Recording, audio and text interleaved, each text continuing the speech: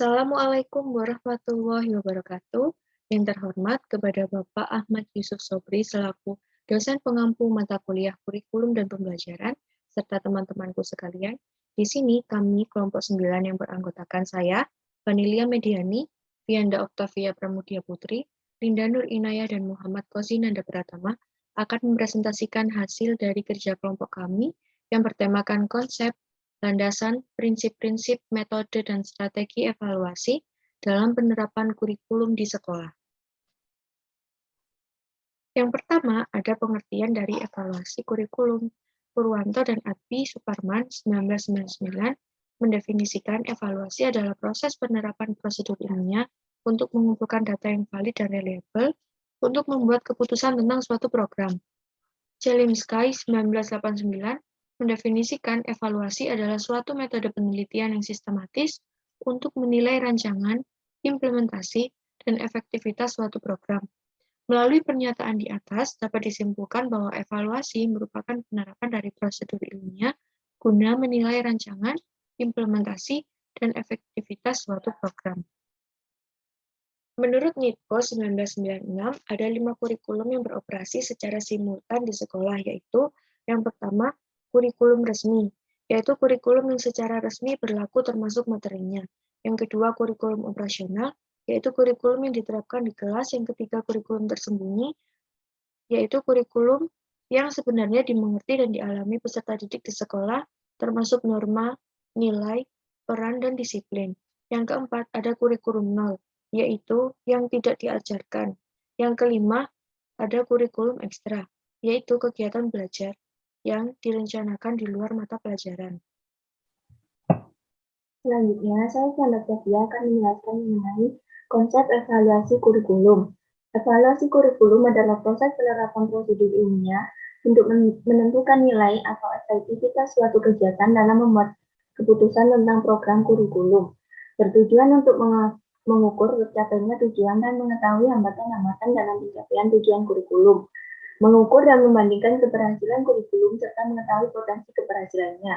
Memonitor dan mengawasi pelaksanaan program, mengidentifikasi masalah yang timbul, menentukan kegunaan kurikulum, keuntungan dan kemungkinan pengembangan lebih lanjut, serta mengukur dampak kurikulum bagi kinerja.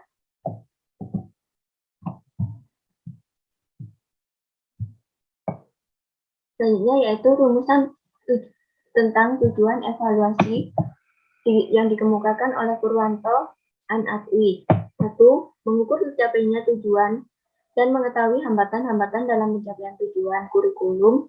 2. Mengukur dan membandingkan keberhasilan kurikulum serta mengetahui potensi keberhasilannya. 3. Memonitor dan mengawasi pelaksanaan program, mengidentifikasi permasalahan yang timbul. 4. Menentukan kegunaan kurikulum, keuntungan dan kemungkinan pengembangan lebih lanjut. 5. Mengukur dampak kurikulum bagi peningkatan kinerja SDM. Tujuan kurikulum yaitu 1. Perbaikan program, 2. Pertanggungjawaban kepada berbagai pihak, dan yang ketiga penentuan tindak lanjut hasil pengembangan.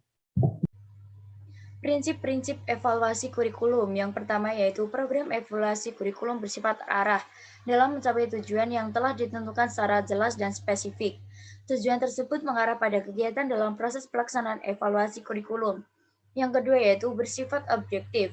Evaluasi kurikulum harus sesuai dengan realita atau kenyataan yang ada yang bersumber dari data yang akurat. Yang ketiga yaitu bersifat komprehensif. Evaluasi kurikulum mencakup semua aspek yang terdapat dalam ruang lingkup kurikulum. Seluruh komponen kurikulum mendapatkan perhatian dan pertimbangan secara seksama sebelum mengambil keputusan. Yang keempat yaitu kooperatif dan bertanggung jawab dalam perencanaan, pelaksanaan, dan keberhasilan program evaluasi. Program evaluasi merupakan tanggung jawab semua pihak yang terkait dalam proses pendidikan seperti guru, kepala sekolah, orang tua, dan siswa. Yang kelima yaitu efisien. Evaluasi kurikulum harus tepat dalam penggunaan waktu, biaya, tenaga, dan peralatan yang menjadi penunjang dalam proses evaluasi kurikulum. Yang keenam yaitu berkesinambungan. Evaluasi kurikulum berkaitan dengan adanya perbaikan kurikulum.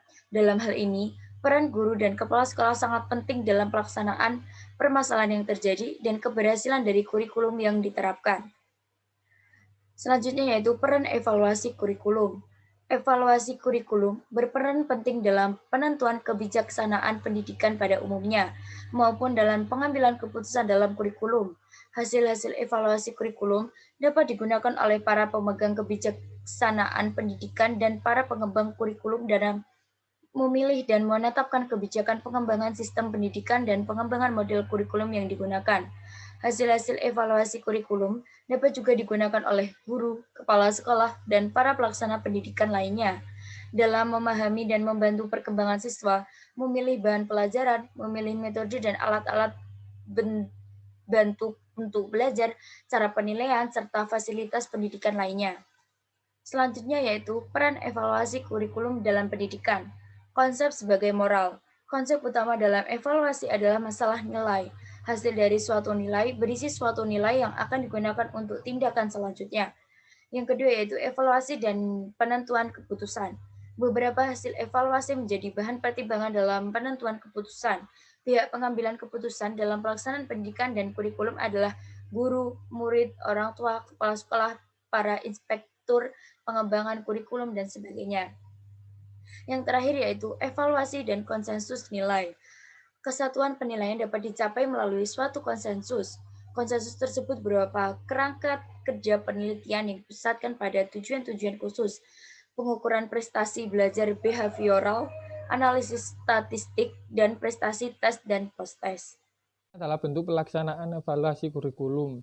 Yang pertama, measurement, yang kedua, congruence, yang ketiga, illumination, yang keempat, educational system evaluation, yang kelima, model CIPP. Berikutnya adalah metode dan strategi evaluasi kurikulum.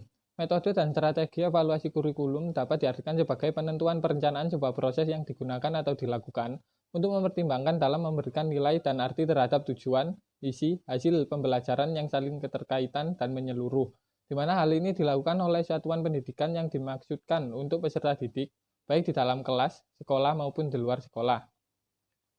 Profesor Dr. Sutrisna dan kawan-kawan menjelaskan ada 4 macam metode evaluasi yang digunakan, yaitu pertama, observasi, yang kedua, wawancara, yang ketiga, mengisi formulir, yang keempat, pertemuan kelompok atau FGD.